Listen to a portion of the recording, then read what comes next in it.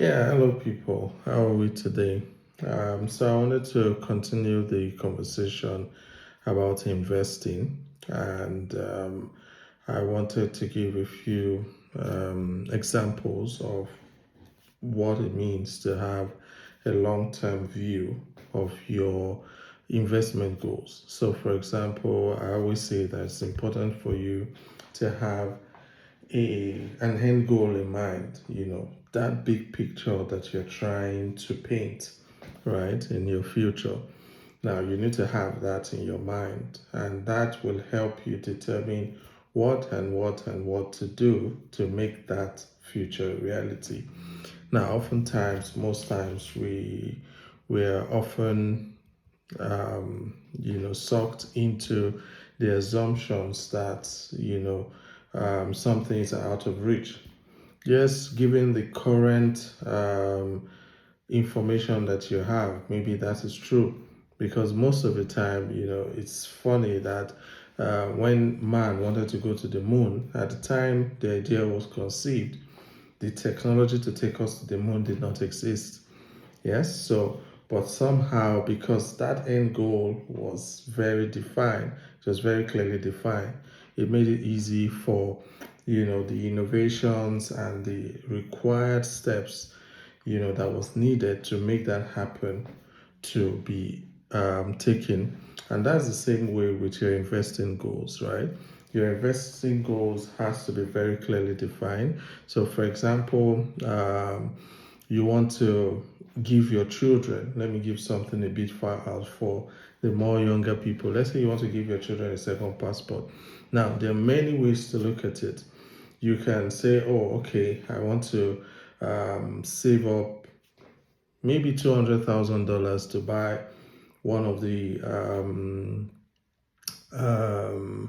Caribbean nations passport by investment programs. Or you can say, okay, I want something more practical, maybe something from Europe, from the European Union, or something from the US or Canada. Now, whatever the choice is will determine the next step. So if you say you want to go with Canada, you have to begin to think about what route to take, whether you want to go in as a student or you want to go in as a PR. You begin to look at all the different options. If you're going to the UK, for example, you need to think about all the myriad options available, whether you want to go there as a special talent or you want to go there as a student as well, or you want to go there as a worker. So you begin to look at what options, and then of course, depending on the option you choose, that's going to determine the amount of time you need to invest into that process.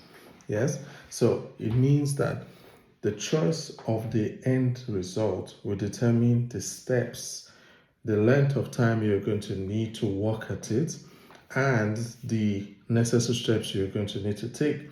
Now, one thing that is important to note with investing is that time is the most important resource, not money. Most of us always think it's money, but money is an incremental thing. It will come to you as you progress in your journey. If somebody wants to become a billionaire, he doesn't become a billionaire just like that. He's going to go through a process. First, he has to be a thousandaire, a millionaire, a multimillionaire, and then, progressively like that. Now, so that means that having the time, having starting early for the younger people is very important. As a young person, the earlier you start your journey, the more chance you have to get what you're looking for. So somebody who is 25, for example, and you want your children to have a second passport, if you move to anywhere in the world, maybe Europe or Americas, whichever your choice, you have enough time to build yourself and prepare yourself for when you begin to have kids. Somebody who already has kids, for example, who wants to do that, has a completely different choice, a bouquet of choices available to them. Yes, so for example, you already have kids and you want to give them a second passport, well, you either have to save up to buy investment by passport by investment programs or residence by investment programs that are available, yes, in different places, or you can decide to move and, given the time required, some countries will give you 5 years, some will give you 7 years, some will say it's 10 years, some may be as much as 12 years, so you have to look at how much time are you going to invest into that process to give you that result. Yes. So many of us think, oh, when we talk about investing, it's only about money. No, it's about everything. Whatever you're trying to create in your future, whatever it is you're trying to create in your future, you start investing into it now. Like one of my lecturers used to say in the university that failure is not instant, that failure is instrumental. In other words, you fail little by little, just the same way that success is. It's a gradual, instrumental process, which means that determining the end result is the first step. You need to know where you're working towards, right? It's just the same way in mathematics. So I studied mathematics, and one of the interesting thing about maths is that when the problem is defined, which is of course the end goal of the of whoever is giving you the assignment, they say, okay, find, say for example, they give you an equation, they say find x. Now you know that whatever it is that you get at the end of the day, x must be equal to something. Now some of the times you get that answer given to you, but you need to show the process, right? And it's just the same way with investing.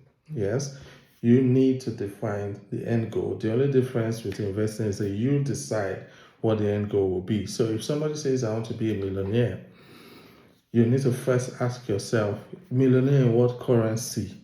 Because you can be a millionaire in naira and you're still poor in in the global on the global scale.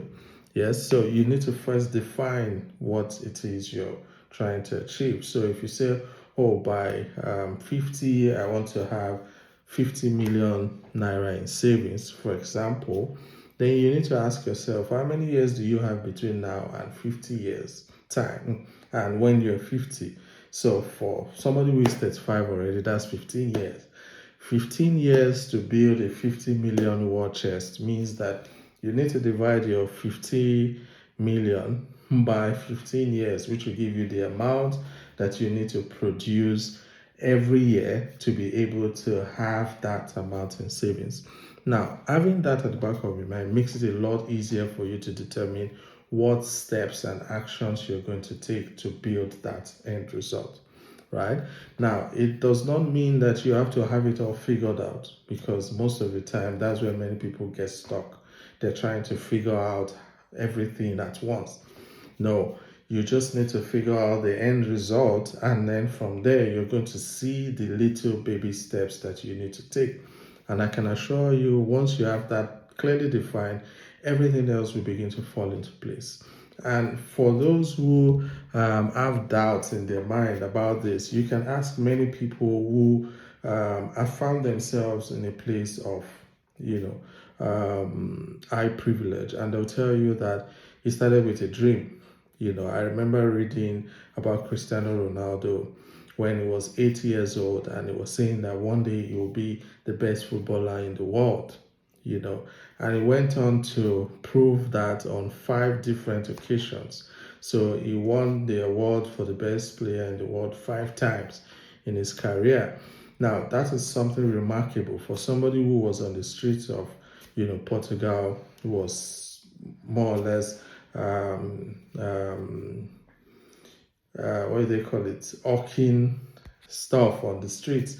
To have such a dream and then work tirelessly towards it, now that is amazing. And it applies to almost everybody you think about that has achieved something remarkable. It always starts with a dream. So the question, therefore, is what is the dream that you're trying to invest your life into? Once that is clear, I assure you that it's only a matter of time before you make it happen. So I'll catch you on the next video. Have a nice one.